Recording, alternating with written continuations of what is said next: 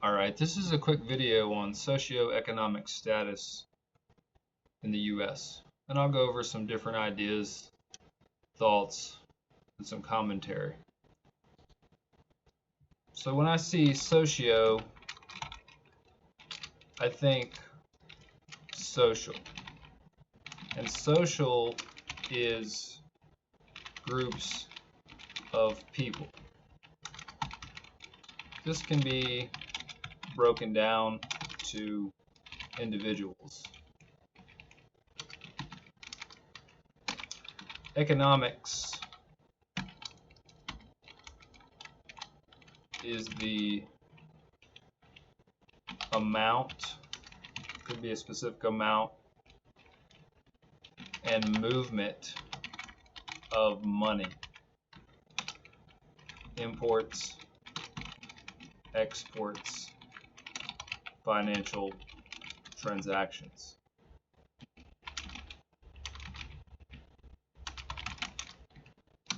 So it would be like the money of what an individual has.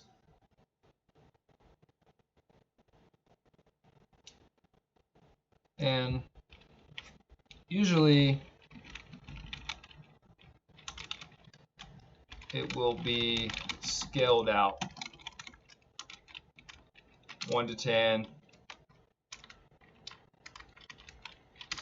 1 through 100, and so on. Sometimes you might see a ladder. It's a scale, so it's all about the same. So 1 would be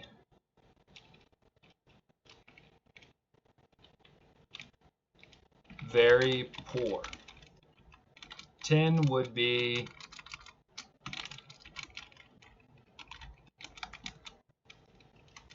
extremely wealthy. And we'll come back to this in a second when I get into the middle. So 1 is very poor. 2 is still kind of poor. 3 is getting closer to the middle. 5, 6, and 7 are the middle class. 8, 9, and 10 are the rich and wealthy people. And recently I discovered this chart on here, which I didn't know the exact numbers, but I had a general idea of what's been going on. And growing up, I would have considered myself in the middle class. Now I'm actually probably closer to the I'm not poor, very poor, but I'm probably closer to the poor end than I am the rich end. So this graph, this is from 2007. You can find this on Wikipedia. Probably find a more updated version if you Google it or go to a search engine. So the top 10%, try not to make it too confusing here. The top 10% of the wealthy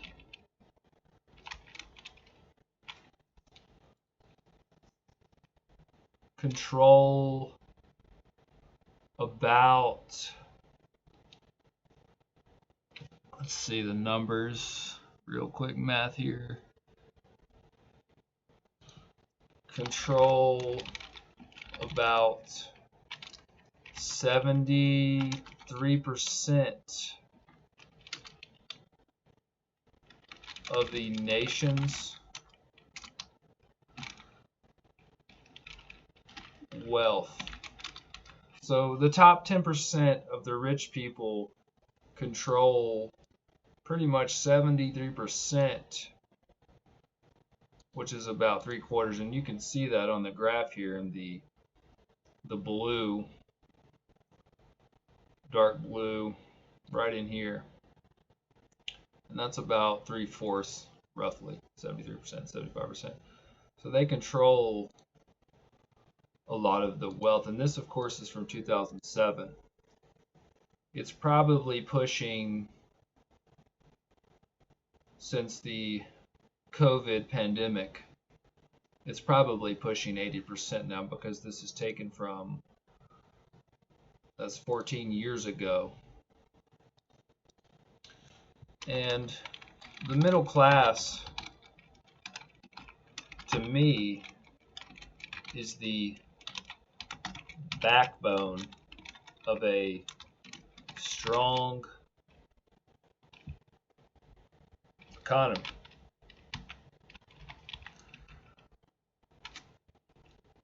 And on the chart, that would be, 5, 6, or 7. So the middle class has been diminishing, excuse the typing here, over the past, I don't even know the number to put on this, say 30, maybe even longer, just say 30 to 50 years. And I'm not saying to give everybody handouts, because that's not a solution either. I think the idea is to re-strengthen the middle class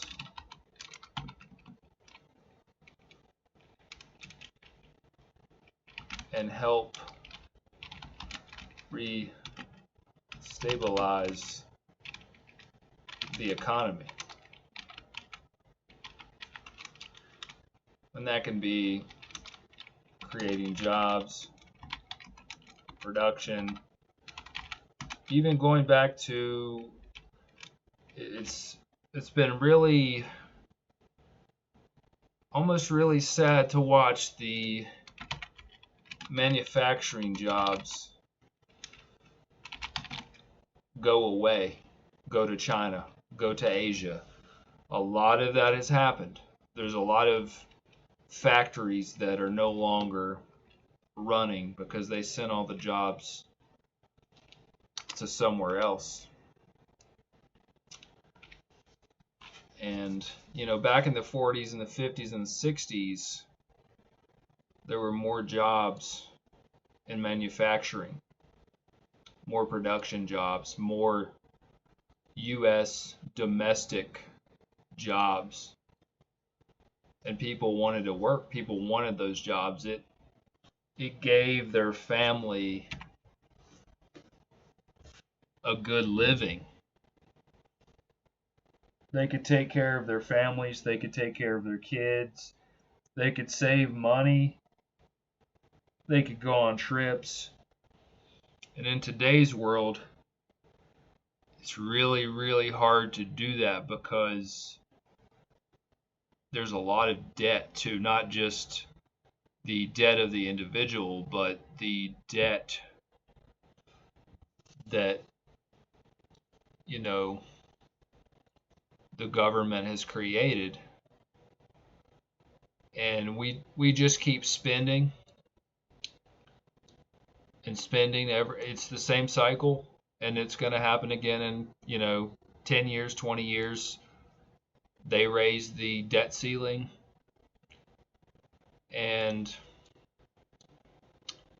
that's what's been going on. That's the cycle, and I predict that will happen again in the next 10 years, maybe sooner. But anyway, back to the scale. So,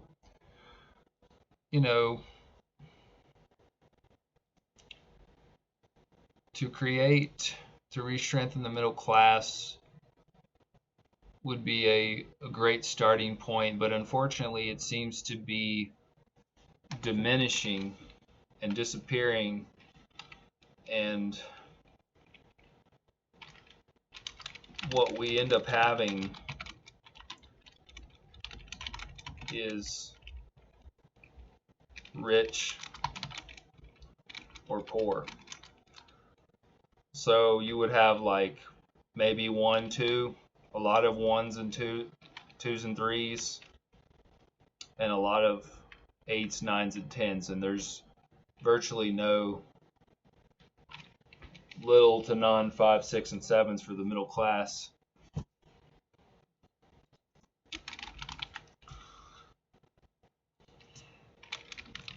And of course, when you keep spending, they create more money. And when you create more money, creating more money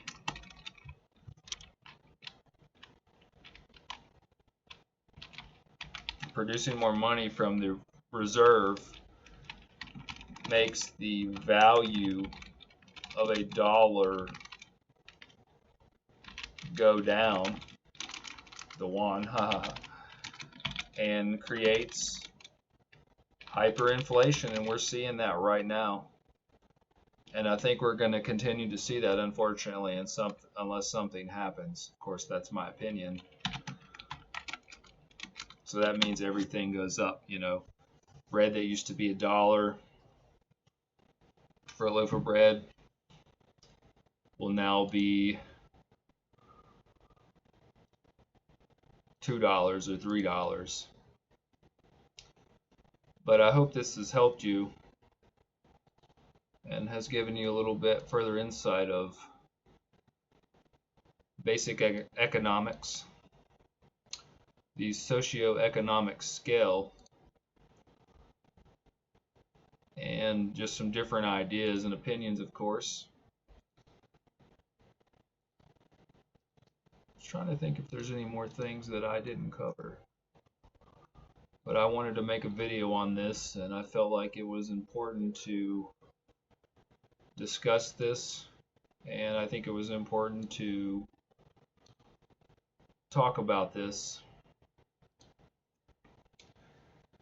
And the middle class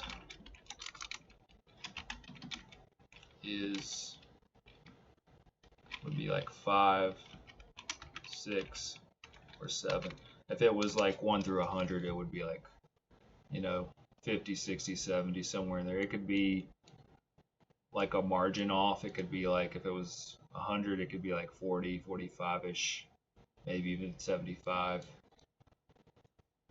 And so I talked about the skills, we talked about the ratings, we talked about how the top 10 of the wealthy control most of the wealth, talked about the strength, the importance. Really right here is the main message right here. The middle class is the backbone of a strong economy, because that creates the jobs, creates production. You've got money flow in and out. You've got people that want to work, fair wages, and you have less problems. And of course, some people can inherit their wealth, and socioeconomics can play a role in health, mental health, physical health, diet, even education, opportunity. So it's not just about the movement of money.